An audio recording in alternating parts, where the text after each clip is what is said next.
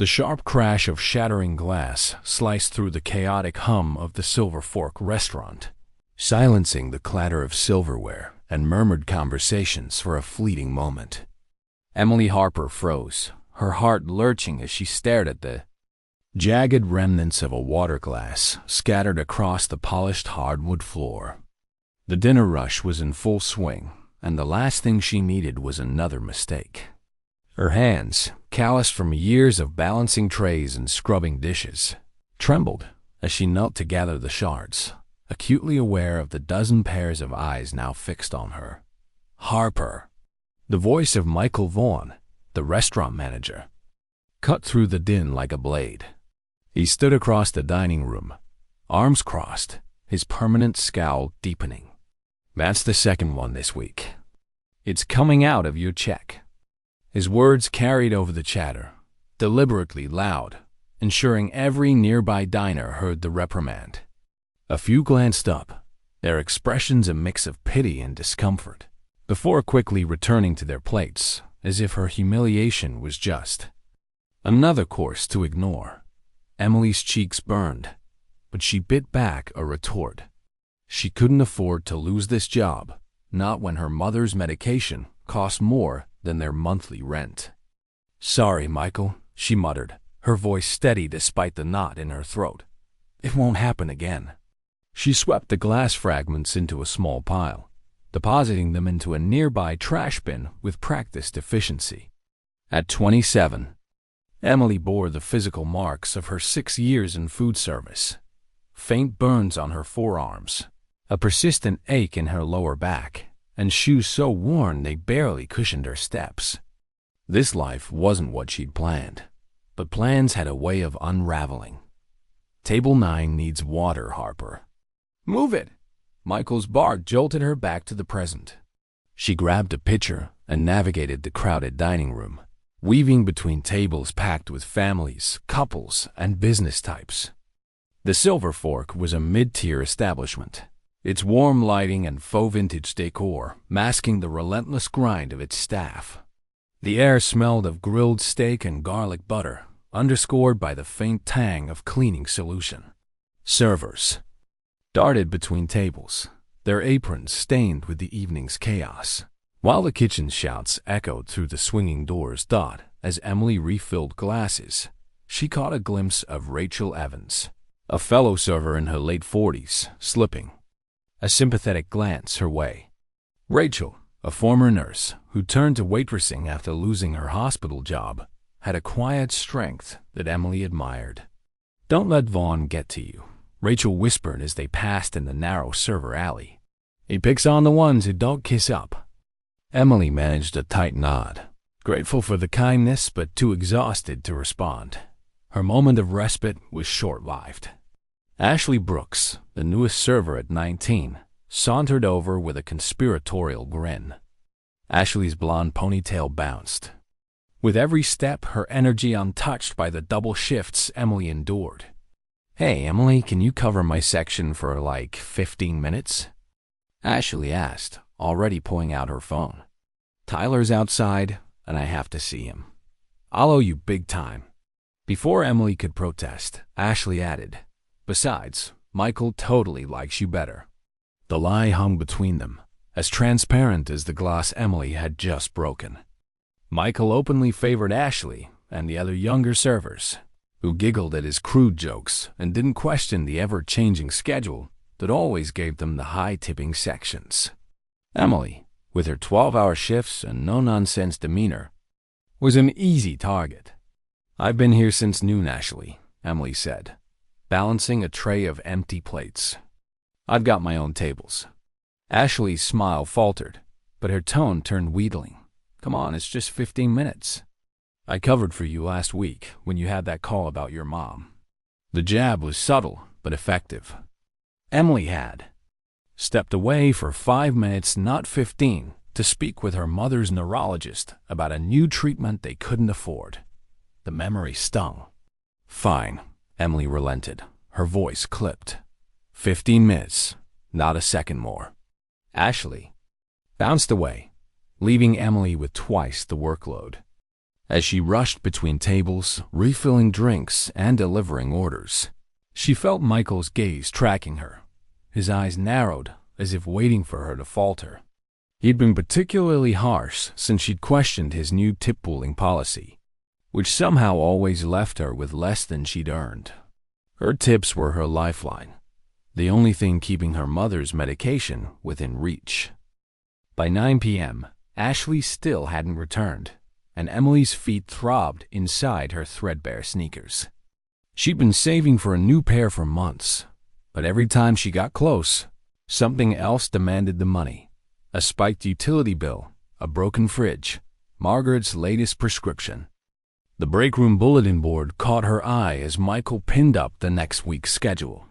She waited until the other servers dispersed before approaching, her stomach twisting as she scanned the list. Where she usually worked 5 dinner shifts and 2 lunches, she now had only 3 dinners. "Michael, there's got to be a mistake," she said, following him to his cramped office, its air heavy with the scent of stale coffee. "I'm down 4 shifts next week." He didn't look up from his computer, his fingers tapping lazily. "No mistake, we're overstaffed." "But I've worked those shifts for over a year," Emily pressed, panic creeping into her voice. "I need those hours." Michael finally glanced up, his expression cold. "Ashley needs more hours to make rent," she asked, and I adjusted. "Ashley lives with her parents," Emily said, struggling to keep her voice steady. "She told everyone she's saving for a trip to Miami." Michael shrugged, turning back to his screen. "Not my problem, Harper. Schedule's final." The dismissal was clear, and Emily stood frozen, calculating the loss. 3 shifts wouldn't cover the rent, let alone her mother's treatment. The neurologist had warned that any lapse in medication could accelerate the disease's progression. She took a deep breath, straightened her shoulders, and returned to the dining room. She couldn't break down, not here, not now. She had 3 more hours to earn tips and a mother to care for. She'd figure something out. She always did. But as she approached her section, a new table caught her eye. A man in a tailored suit, exuding quiet wealth, and a young girl in a wheelchair, her head bowed. Little did Emily know, this table would unravel her world before the night was over.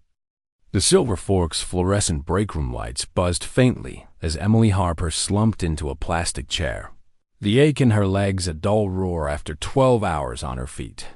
The clock above the time card machine read 11:47 p.m., and the restaurant's din had finally faded, leaving only the hum of the dishwashers and the occasional clatter from the closing crew.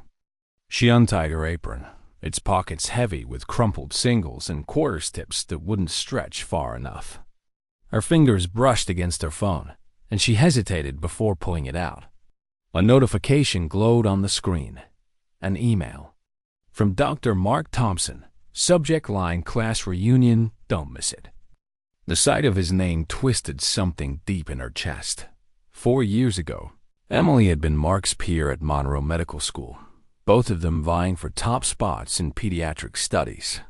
She could still picture the lecture halls, the sterile scent of the anatomy lab, the weight of her stethoscope around her neck like a badge of purpose.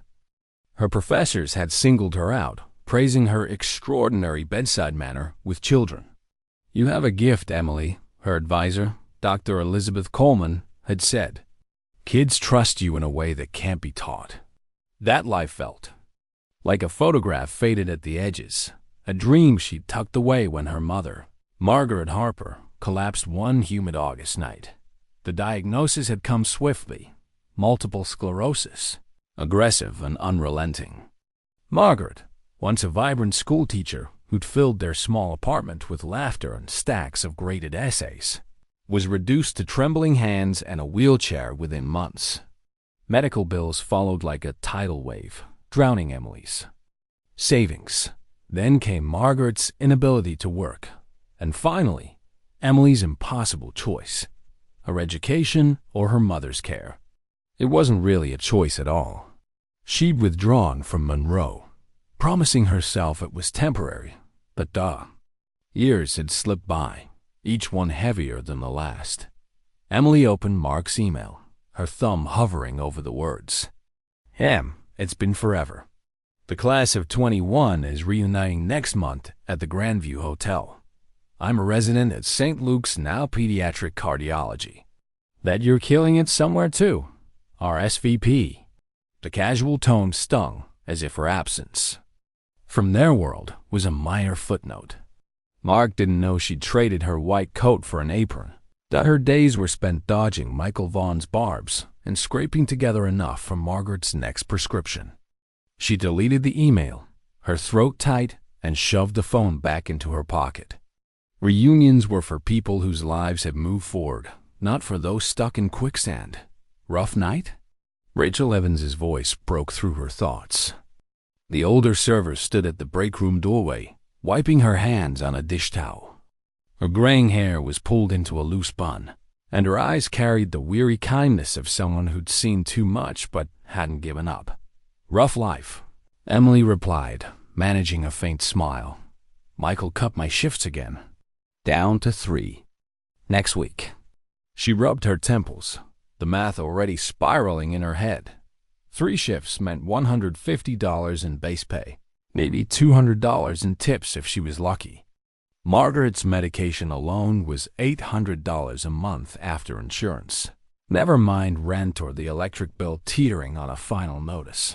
Rachel's expression darkened. Vaughn's a snake. Last year, I caught him shorting my tips in the pool. Tried reporting it to corporate, but without proof, it's your word against his. She hesitated, then added, You gotta push back, Emily. He smells weakness. I can't risk it, Emily said quietly. Not with Mom. The words hung heavy, and Rachel nodded, understanding the weight of a sick parent. She'd mentioned once, in a rare moment of openness, that she'd lost her nursing job after a hospital merger, forcing her into waitressing to support her own daughter through college. It was a bond they shared, though neither spoke of it often. Back at the restaurant, the closing tasks dragged on. Emily scrubbed tables, her mind drifting to the neurologist's warning from last month. Any interruption in Margaret's treatment could accelerate her symptoms, more tremors, worse mobility, maybe even cognitive decline. The thought made her stomach churn. She finished her shift and stepped into the cool night air, the city's distant skyline glittering against the dark. Her decade-old Honda coughed to life, and she drove the 20 minutes to their cramped apartment, the radio off to save her from its relentless optimism. Inside, the apartment was quiet, lit only by a hallway nightlight. Emily tiptoed to Margaret's bedroom, peering through the cracked door. Her mother slept, her breathing steady, a chart of medication doses neatly pinned to the bedside table. The sight brought a fleeting relief, but it couldn't erase the stack of bills under a fridge magnet in the kitchen. $237 for electricity, $800 for the pharmacy, a late notice from the landlord. Emily sank into a chair, her keys clattering onto the counter. A text from Mrs. Linda Nguyen, their neighbor, buzzed her phone. Margaret had a good day. Ate her soup. Left some for you in the fridge. Linda's kindness, offered without expectation of payment, was a lifeline Emily clung to. Without her checking on Margaret during long shifts, Emily couldn't work at all. Exhausted, she opened her laptop, the screen casting a pale glow. The browser was still open to Monroe Medical School's student portal, a habit she couldn't shake. Her account remained active, a gesture from the university when she'd withdrawn, as if they believed she'd return. A new notification caught her eye, an unread message from Dr. Elizabeth Coleman, dated 3 weeks ago. Emily, a research position in pediatric neurology, has opened. Your name still comes up when we discuss exceptional students. The deadline's passed, but I can push for a late application. It includes tuition remission and a stipend. Call me. Her heart raced as she scrolled to the formal announcement. The deadline was yesterday. She typed a frantic reply, explaining her situation and begging for an extension. But as she hit send, reality crashed in. Even with a stipend, how could she return? Margaret needed near constant care, and no scholarship could cover a full-time nurse. Emily closed the laptop, her eyes stinging. The dream she'd buried was stirring, but it felt as unreachable as ever. Outside, the city hummed, indifferent to her silent battle. Tomorrow, she'd measure out Margaret's pills, smile through another shift, and keep going. It was all she knew how to do. The Silver Fork buzzed with the relentless energy of a Friday night. Its dining room a mosaic of clinking glasses, laughter, and the sizzle of steaks from the open kitchen. Emily Harper wove through the crowded tables, her tray balanced with practiced ease, despite the ache pulsing in her lower back. The clock on the wall read 8:15 p.m., and her extended shift, thanks to Ashley Brooks's prolonged absence, showed no signs of slowing. As she refilled a water glass for a chatty couple at table 4, she noticed a new party seated in her section, a man in a tailored charcoal suit, his posture exuding quiet authority, and a young girl in a wheelchair, her blonde hair partially shielding her face. Emily's heart sank slightly. She'd seen how other servers sidestepped tables with visible disabilities, muttering about extra work or slow tips. The thought made her blood simmer. She straightened her apron, pushed a stray lock of brown hair behind her ear, and approached with a genuine smile. "Welcome to the Silver Fork," she said warmly. "I'm Emily, and I'll be taking care of you tonight." The man looked up, his hazel eyes surprisingly kind beneath a guarded expression. "Thank you," he said, his voice smooth but measured. "I'm James, and this is my daughter, Sophie." The girl didn't move, her hands gripping the arms of her wheelchair, her shoulders tense. Emily bent slightly to meet Sophie's eye level, careful not to invade her space. "It's really nice to meet you, Sophie.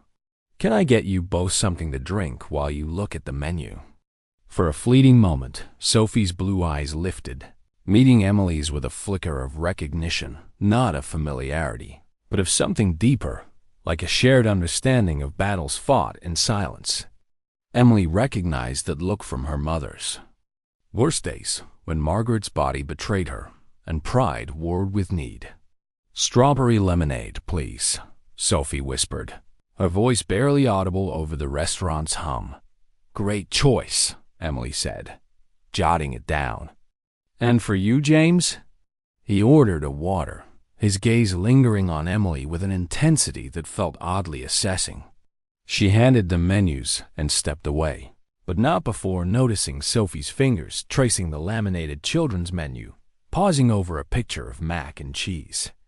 The girl's right hand trembled slightly, a subtle sign Emily clocked from her medical school days. Possible neurological or motor control issues.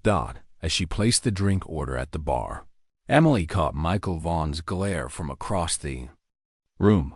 He leaned against the hostess stand, his arms crossed, watching her like a hawk circling prey. "Harper, why are you lingering at table 7? He snapped, striding over. "You've got 6 other tables waiting." "I'm handling it," Emily replied evenly, pouring Sophie's lemonade with a bendy straw to make it easier for her. They just sat down. Michael's eyes narrowed. "Don't waste time coddling the kid. Turn your tables faster." "We're not running a daycare." Emily bit her tongue, her medical training kicking in to prioritize the vulnerable over her urge to snap back. She nodded curtly and returned to her section, but Michael's words gnawed at her. He'd been relentless. She'd questioned his tip-pooling scheme. And now, with her shift slashed, every move felt like a test. When she brought the drinks to table 7, Emily noticed Sophie's shoulders tense at a sudden burst of laughter from a nearby table. Sensory sensitivity, Emily thought, recalling her pediatric rotation. Without drawing attention, she positioned herself to shield Sophie from the bustling walkway.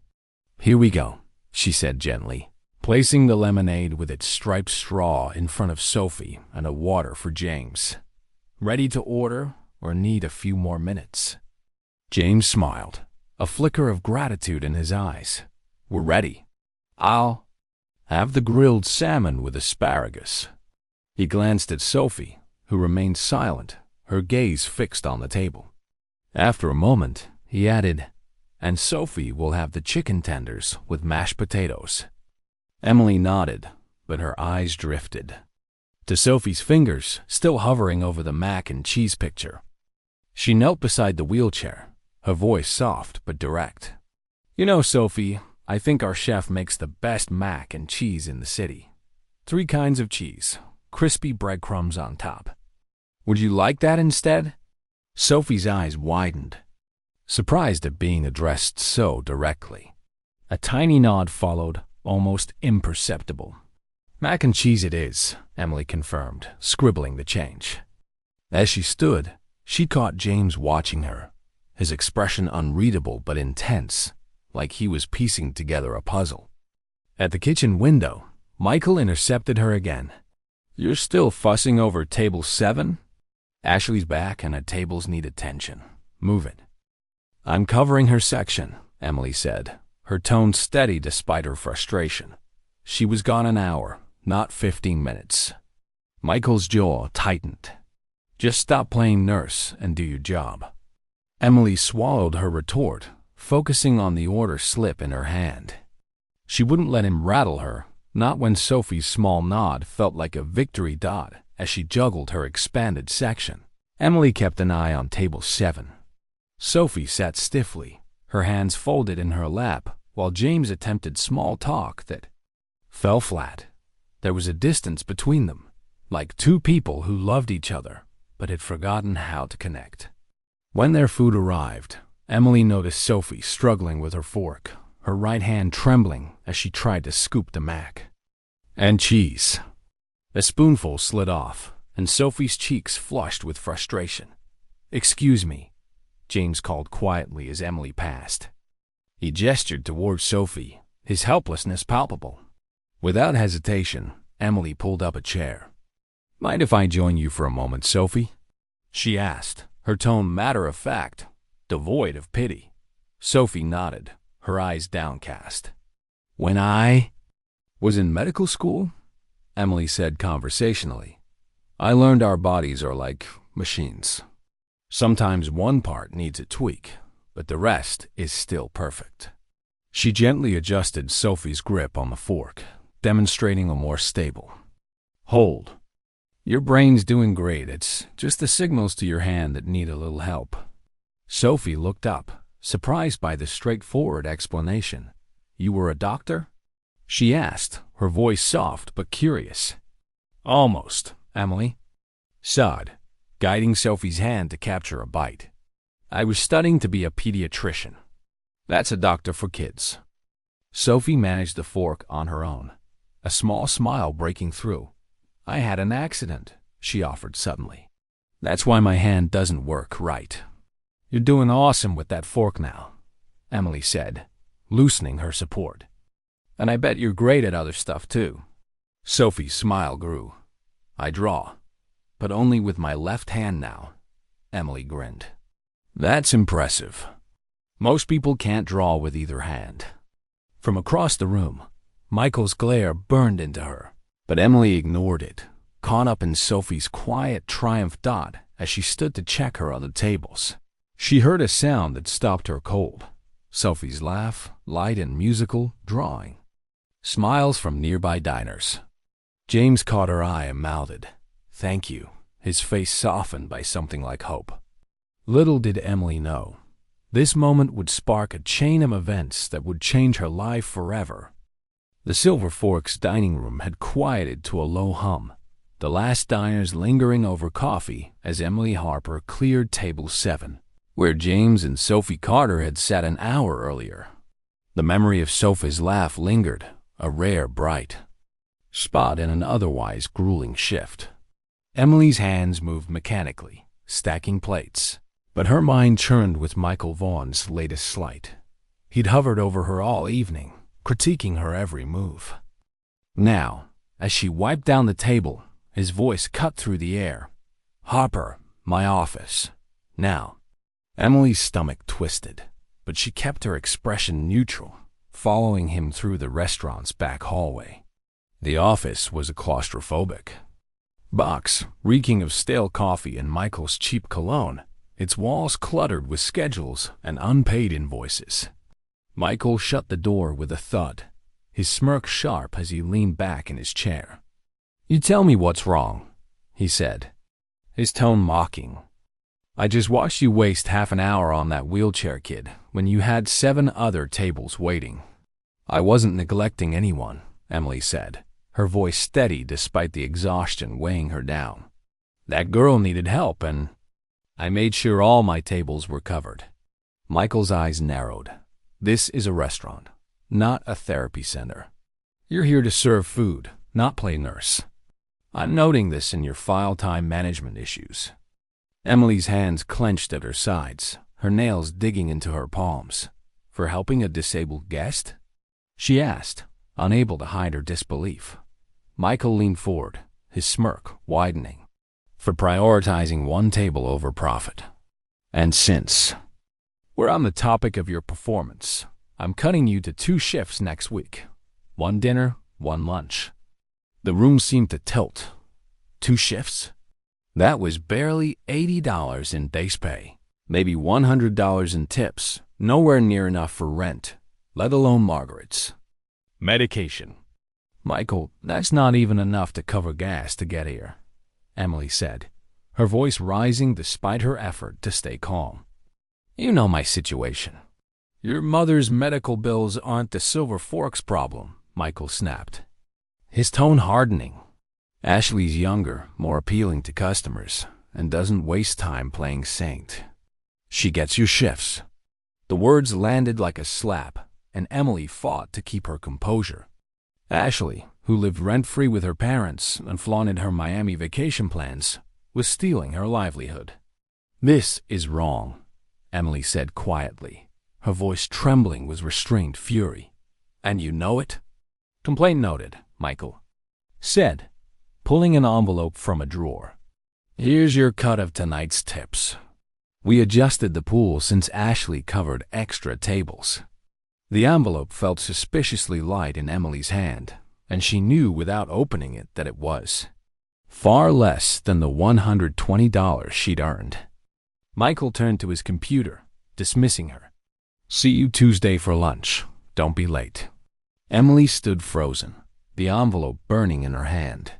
She wanted to tear it open, to demand the truth, but Michael's casual cruelty told her it was pointless. She left the office, her steps heavy, and returned to the dining room to finish closing. Rachel Evans caught her eye, her expression questioning, but Emily shook her head, unable to speak. She finished her tasks in a daze, the weight of 2 shifts and a stolen tip pool pressing down like a physical force. Outside, the city's midnight air was crisp, the parking lot empty save for her battered Honda. Emily leaned against the car, finally opening the envelope. $37 for a 10-hour shift. Tears pricked her eyes, but she blinked them away. Crying wouldn't pay for Margaret's medication or keep the lights on. She drove home, the city's neon lights blurring past, and slipped into their small apartment, careful not to wake her mother. Margaret slept peacefully, her medication chart a silent reminder of what was at stake. In the kitchen, Emily dropped into a chair, the stack of bills under the fridge magnet glaring at her. $237 for electricity, $800 for the pharmacy, a landlord's warning in red ink, asterisk, a text from Mrs. Linda Nguyen buzzed her phone. Margaret was great today, no tremors, soup's in the fridge. The small kindness threatened to unravel her, but Emily pushed it aside, opening her laptop to search for job postings. The screen still showed Monroe Medical School's portal. Dr. Coleman's unanswered email, a faint pulse of hope she couldn't afford to indulge. She closed the laptop and buried her face in her hands, the silence of the apartment deafening. At 6 a.m., a sharp knock at the door jolted Emily awake, her neck stiff from dozing at the kitchen table. She peered through the peephole, bewildered to see a courier in a crisp uniform holding an envelope. "Emily Harper?" he asked when she opened the door. She nodded, and he thrust a clipboard at her. "Sign here." She scrawled her name, and he handed her a heavy, cream-colored envelope. The paper thick and expensive, like something from a law firm or a wedding invitation. Emily turned it over, her breath catching at the return address. Carter Hospitality Group, 1420 Downtown Plaza. Below it, in elegant script, was a logo she vaguely recognized. Her hands trembled as she opened the envelope, revealing a single sheet of stationery and a business card. The card read, "James Carter, CEO, Carter Hospitality Group." A handwritten note beneath the logo sent her pulse racing. "The silver fork is one of mine." Realization crashed over her. James Carter wasn't just a customer, he owned the restaurant. He was Michael's boss. The letter's words blurred as she read. "Ms. Harper, your kindness to my daughter Sophie last night was exceptional. I'd like to discuss a matter of mutual benefit. My car will arrive at your address at 9 a.m. to bring you to my office, should you choose to accept. The driver will wait 10 minutes. Sophie hopes you'll come. She has questions about her brain pathways only a former medical student might answer. Respectfully, James Carter." Emily reread the letter, her mind spinning. How did he know where she lived? What did he want? And why did fate keep dangling possibilities she couldn't grasp? Behind her, Margaret's voice called weakly from the bedroom, needing help to start the day. Emily tucked the letter into her pocket, her decision unmade, but a spark of something curiosity, maybe hope, flickered in the dark. Emily Harper's hand shook as she smoothed the lapels of her navy blazer, a relic from her medical school interviews that felt like a costume from another life. The clock on her apartment wall read 8:55 a.m., and through the window she spotted a sleek black town car idling outside. Mrs. Linda Nguyen had agreed to stay with Margaret for a few hours, her kind eyes masking concern as Emily explained the cryptic letter from James Carter. Now, standing at the threshold of her decision, Emily felt a mix of dread and curiosity. Was this a trap? A reprimand for some unknown offense? Or something else entirely? The driver, a composed woman in a tailored uniform, opened the car door. Without a word, and Emily slid onto the plush leather seat, the scent of polished wood and faint citrus enveloping her. As the city blurred past crumbling storefronts, giving way to gleaming skyscrapers, her mind raced. James Carter, CEO of Carter Hospitality Group, owned the Silver Fork. The man she'd served mac and cheese to was Michael Vaughn's boss. The thought made her stomach lurch, but Sophie's small smile, her quiet, "I draw," anchored Emily's resolve. Whatever this was, she'd face it. The car descended into an underground garage beneath a towering glass building, its discreet Carter Hospitality Group logo glinting in the dim light. The driver handed Emily a security keycard.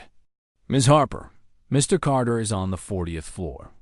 Take your time," he said. "There's no rush." The private elevator whisked her upward, her ears popping as the city fell away. When the doors opened, a minimalist reception area greeted her, its floor-to-ceiling windows framing a dizzying view of the skyline. A young man at the desk offered a practiced smile. "Ms. Harper, Mr. Carter's expecting you. Second door on the right." Emily knocked tentatively on the conference room door, her breath catching at the sight inside. Instead of a stern business meeting, she found Sophie Carter seated in her wheelchair beside a small table set for three with pastries, fruit, and a silver tea service. The girl's face lit up, her blue eyes sparkling. "You came," Sophie exclaimed, her voice brighter than the night before. "Dad said you might be too busy." "I'm glad I wasn't," Emily replied, her nervousness easing at Sophie's delight. In the morning light, Sophie's features were clearer, intelligent eyes like her father's, a determined jaw hinting at inner strength. A small sketchbook lay open beside her, filled with pencil drawings of flowers and abstract shapes, each stroke precise despite her left-handed grip. "How do you know where I live?" Emily asked gently, taking a seat. Sophie shrugged, reaching for a chocolate croissant. "Dad knows lots of things. He says information is as valuable as money." She took a bite, then added, "He was on the phone all night after we left the restaurant. He looked sad." Before Emily could probe, the door opened and James Carter entered, his presence commanding yet softened by a warm glance at his daughter. His tailored suit and measured stride marked him as a man accustomed to power, but his eyes held the same kindness Emily had glimpsed at the Silver Fork. Sophie's playing host. James said, his voice carrying a trace of amusement. "I apologize for keeping you waiting, Miss Harper. An urgent matter at the Silver Fork required my attention." Something in his tone sent a chill through Emily, but she steadied herself. "Mr. Carter, why am I here? If this is about last night, it is and it isn't," James interrupted, taking a seat. "Sophie, would you mind if Ms. Angela takes you to see the Model City display on the 38th floor? We'll join you soon." Sophie glanced between them, clearly reluctant. "Are you gonna offer her the job?" she asked, her bluntness drawing a half-exasperated smile from James. "We discussed this, Sophie. Adult conversations first." A young woman appeared at the door, and Sophie wheeled out, throwing Emily a conspiratorial look that held equal parts hope and mischief. Alone, James's demeanor shifted, becoming more businesslike. "I've owned the Silver Fork for 6 months, Ms. Harper, part of a larger acquisition. I hadn't paid it much attention until reports of declining revenue and customer complaints caught my eye." Emily shifted uncomfortably. "Mr. Carter, I don't understand what this has to do with me." "Everything," James said, sliding a folder across the table. "Last night was my first visit as a customer, not an owner. What I saw was unacceptable. Not your service, which was exceptional, but the management."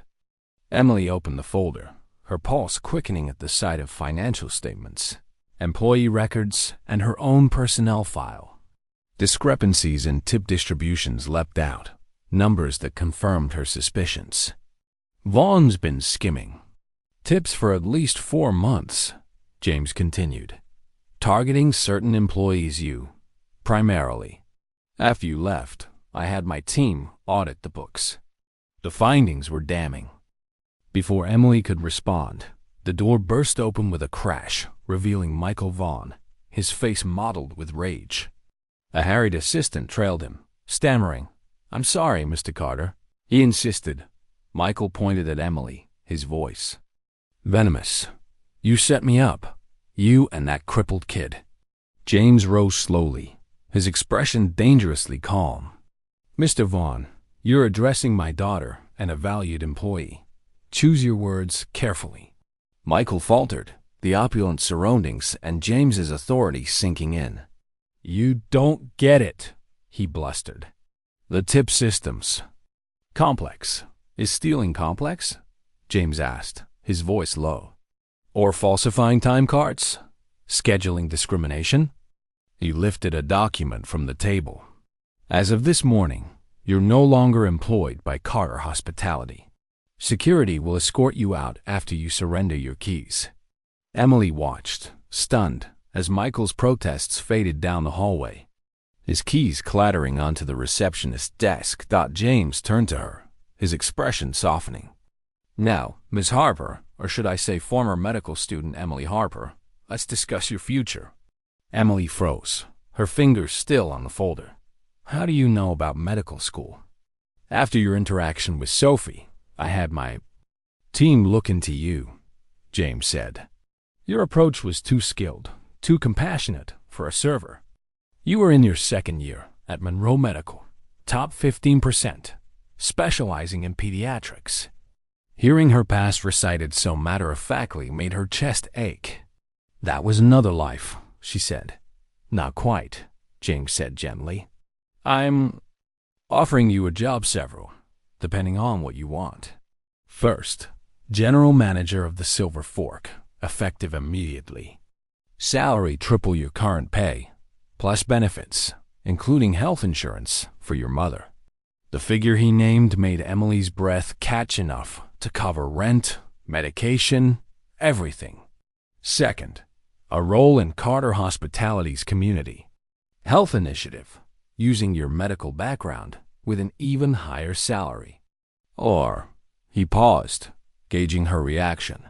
There's a third option, but it's more complex. We'll discuss it if you're interested. Emily's mind reeled. Why me? You barely know me. Because in 15 minutes with my daughter, you did what no specialist has in 18 months, James said, his voice thick with emotion. Sophie smiled. She spoke. She trusted you. That's not something I can ignore. Emily glanced at the door where Sophie had exited, overwhelmed. I need time to think, she said, her voice barely above a whisper. Of course, James. Sod, gesturing to a side door. The balcony's private. Take all the time you need.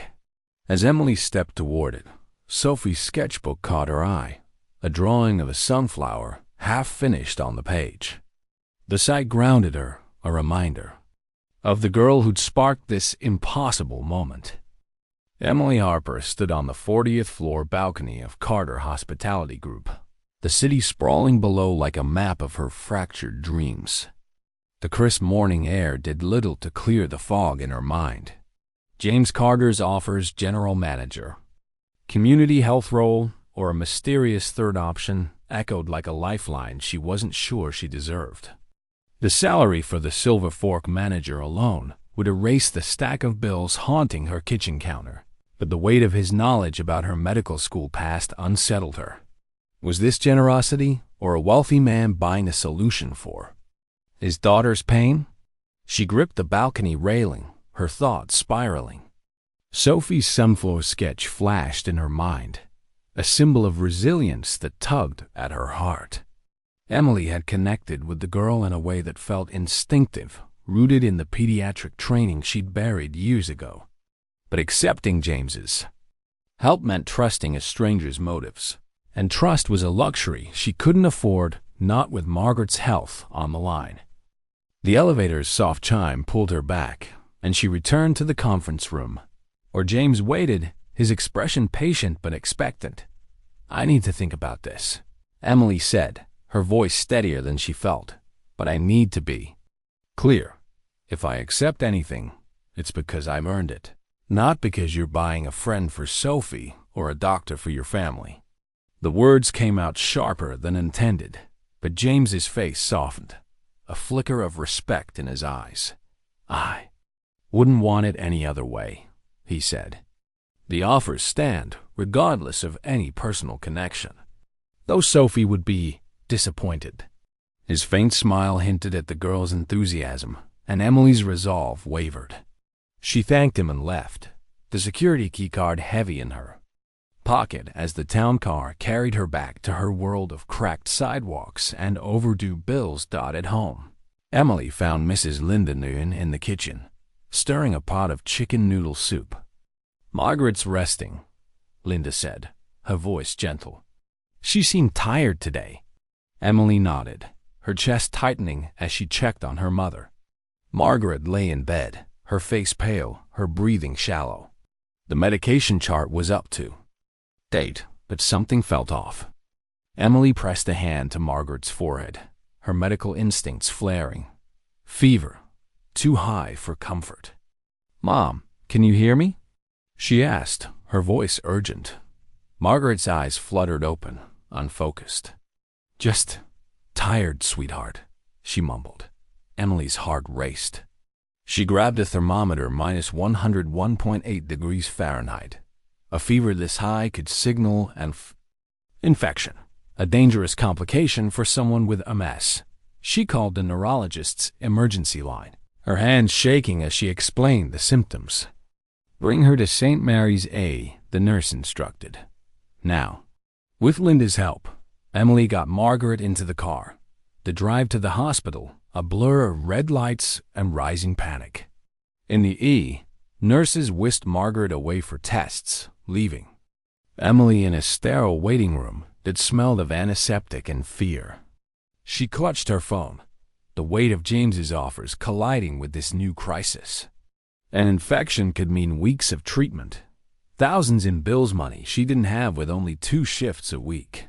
The thought of Michael Vaughan's smug face, his theft of her tips, burned in her chest, but it was nothing compared to the terror of losing her mother. Hours later, a doctor emerged, her expression calm but serious.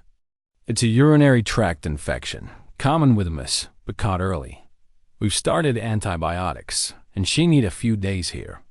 Emily exhaled, relief tinged with dread, as the doctor handed her a preliminary bill estimate, $4,500, even with insurance. Her savings, already depleted, couldn't cover it. She returned to Margaret's room, where her mother was awake, her eyes clearer. "Emily," Margaret said softly, gripping her hand. "You look like you're carrying the world. What's wrong?" Emily hesitated, then poured out the story. Sophie's smile, James's letter, the offers that could change everything. Margaret listened, her frail hand steadying Emily's trembling one. "You've given up so much for me," Margaret said, her voice firm despite her weakness. "Take this chance, sweetheart. Live the dream we both had." The words broke something in Emily. She stepped into the hospital corridor, pulling out her phone to call Rachel Evans, needing a friend's perspective. Rachel's voice was warm, but edged with anger. "Vaughan's spreading lies," she said. "Says you got cozy with the owner to steal his job. People are talking." The rumor stung, a reminder of Michael's pettiness, but it also clarified Emily's path. She couldn't let his malice define her future. Back home, Emily opened her laptop. Dr. Elizabeth Coleman's email still glowing in her inbox. She dialed the number, her heart pounding. "Dr. Coleman, it's Emily Harper," she said when the familiar voice answered. I want to apply for the research position. Is it too late?" Coleman's tone was warm, encouraging. "I've convinced the committee to review a late application. Send it today, and we'll talk." Emily hung up, her decision crystallizing. She returned to the hospital, sitting beside Margaret as dawn broke through the window. "I'm going back to medical school," she said, her voice resolute. "But only if your care is guaranteed. No strings attached to the Carters or anyone else." Margaret smiled, her eyes glistening. "That's my girl." Emily typed her application, each word a step toward reclaiming her dream. She didn't know what James's third option was, but she knew her worth. Whatever came next, she'd face it on her terms, for herself and the mother who'd never stopped believing in her. The lecture hall at Monroe Medical School buzzed with the low hum of anticipation, students shuffling notes and laptops as they settled in for advanced pediatric neurology. Emily Harper claimed her usual front row seat, her white coat crisp despite daily wear, the Monroe emblem a quiet testament to a dream reclaimed. She arranged her color-coded notes and tablet with practiced efficiency, stifling a yawn from a late night reviewing cerebellar development cases. At 28, she was older than most of her peers, her path marked by detours they couldn't imagine. But the fire that had driven her 4 years ago burned brighter than ever. "Dr. Saunders loves pop quizzes," whispered Lydia Chen, Emily's study partner, sliding into the adjacent seat. "You ready for the cerebellar stuff?" Emily nodded, her eyes flicking to her phone, where a text from her mother, Margaret, glowed. "Water therapy with Nurse Rachel today. Feeling stronger. Dinner at your place? Sophie wants my apple cobbler." Emily typed a quick, "Yes, bring extra," and smiled, warmth spreading through her. A year ago, she'd been scraping by at the Silver Fork, her mother's health teetering on the edge. Now, Margaret lived in a fully accessible apartment provided by Carter Hospitality Group. Her MS managed with top-tier care, and their lives intertwined with James and Sophie Carter in ways Emily hadn't foreseen. The past year had been a whirlwind. Accepting James's third option, a full scholarship to Monroe Medical School, paired with home health care from Margaret, had felt like stepping off a cliff, but Emily had insisted on terms. No personal obligations to the Carters, no strings beyond her own merit.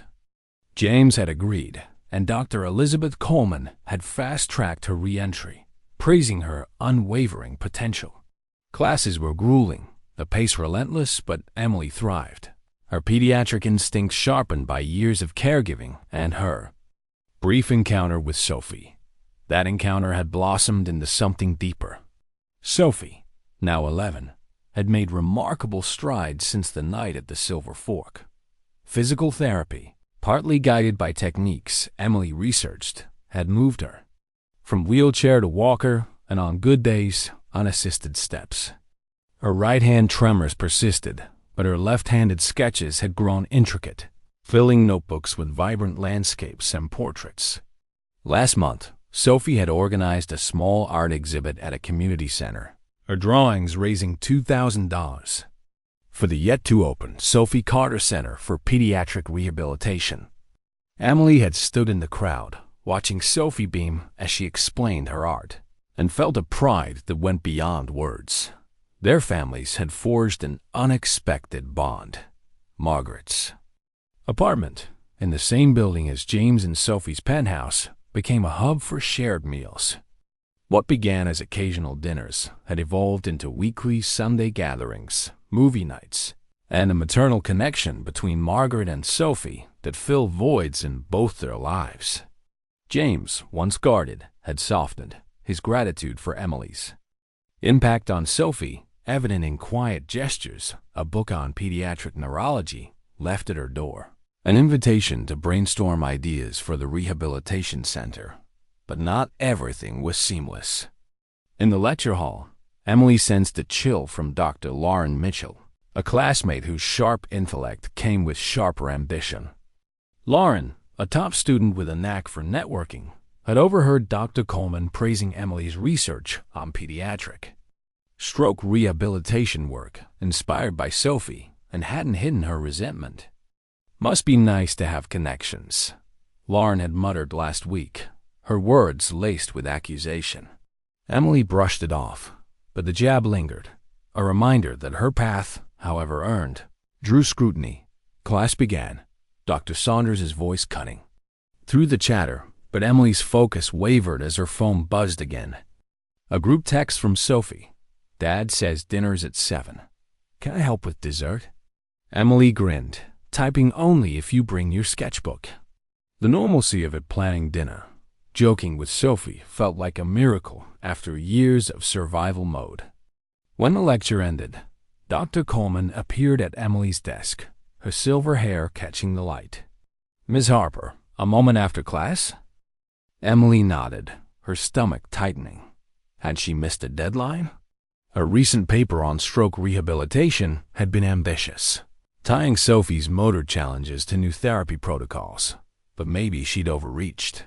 She followed Coleman to her office, where an unexpected figure waited. James Carter, his tailored suit at odds with the cluttered academic space.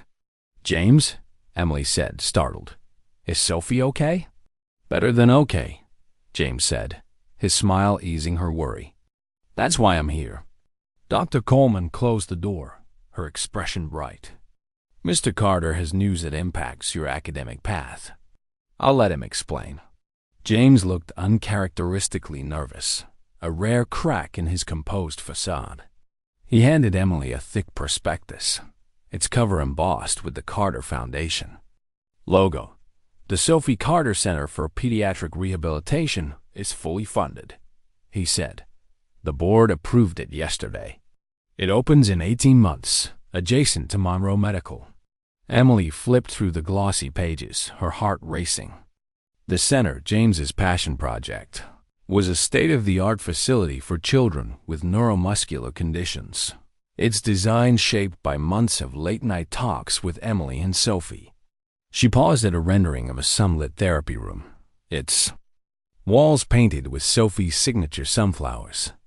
"It's real," she breathed, tracing the image. "But why tell me here, with Dr. Coleman?" James exchanged a glance with Coleman. "The center needs a medical director after your residency," he said. "Someone who understands both the clinical and human sides of rehabilitation." Emily's breath caught.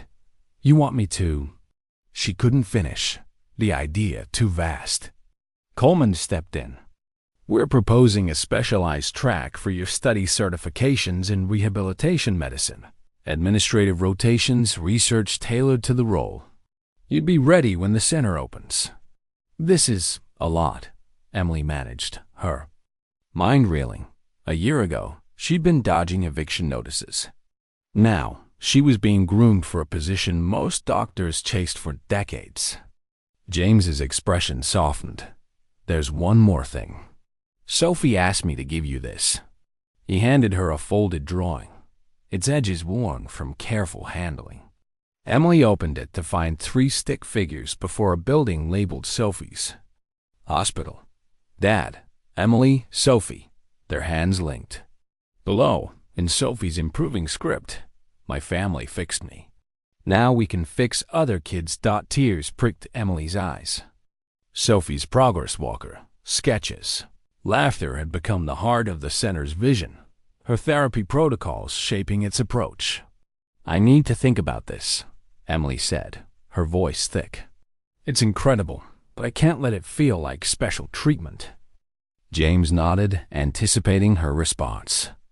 "Dr. Coleman's opening the track to the top 3 students. You're one of them, by merit." Coleman confirmed it. "Your grades and research put you at the top. This is earned, Emily." As Emily left, Sophie's drawing tucked in her notebook, she walked across the sunlit campus, her backpack heavy with medical texts, but her steps light. A text from Sophie popped up. "Dad told you about the hospital.